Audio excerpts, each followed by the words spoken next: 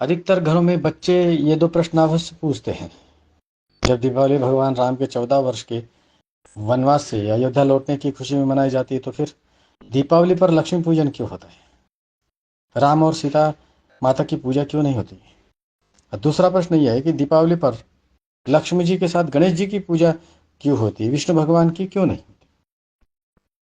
अब इन प्रश्नों का उत्तर अधिकतर बच्चों को नहीं मिल पाता, और जो मिलता है उससे बच्चे संतुष्ट नहीं हो पाते।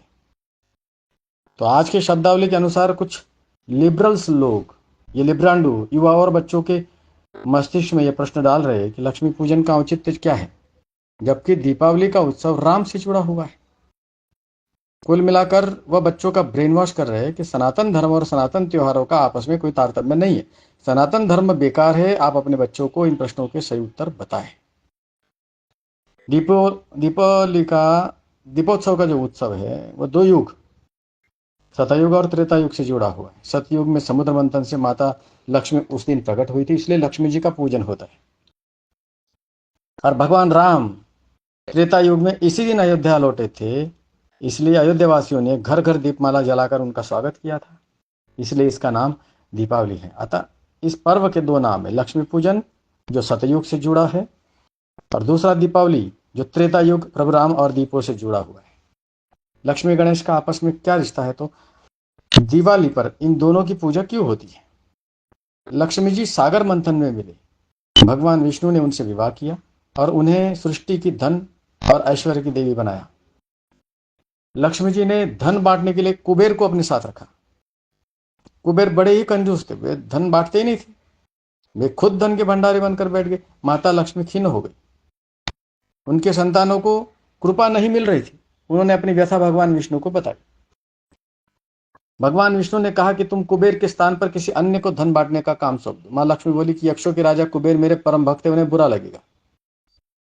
तब भगवान विष्णु ने उन्हें गणेश जी की विशाल बुद्धि की सलाह दी कि उनके बुद्धि का प्रयोग करो। मां लक्ष्मी ने गणेश जी को भी कुबेर के साथ बिठा दिया।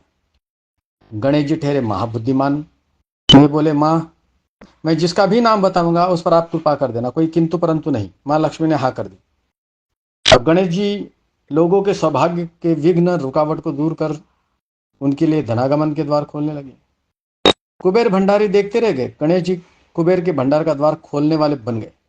गणेश जी की भक्तों के प्रति ममता कृपा देखकर मां लक्ष्मी ने अपने मानस पुत्र श्री गणेश को आशीर्वाद दिया कि वे जहां पे अपने पति नारायण के संग ना हो, वहां उनका पुत्रवत गणेश उनके साथ रहेगा। दिवाली आती है कार्तिक अमावस्या को। भगवान विष्णु उस समय योग निद्रा में होते हैं। वे जागते हैं। 11 दिन बाद देव उठनी एकादशी को मां लक्ष्मी को पृथ्वी भ्रमण करने आना होता है।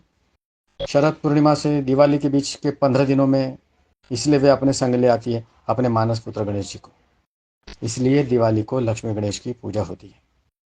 यह कैसी विडंबना है कि देश और हिंदुओं के सबसे बड़े त्योहार का पाठ्यक्रम में कोई विस्तृत वर्णन नहीं है, और जो वर्णन है वह अधूरा है।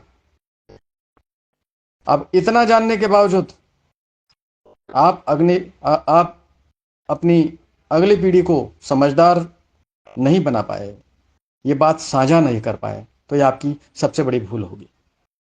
तो आप इस बात को आपके मित्रों के साथ शेयर तो करोगे ना?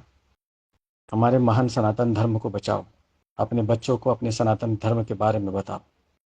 जय श्री राम, वंदे मातरम।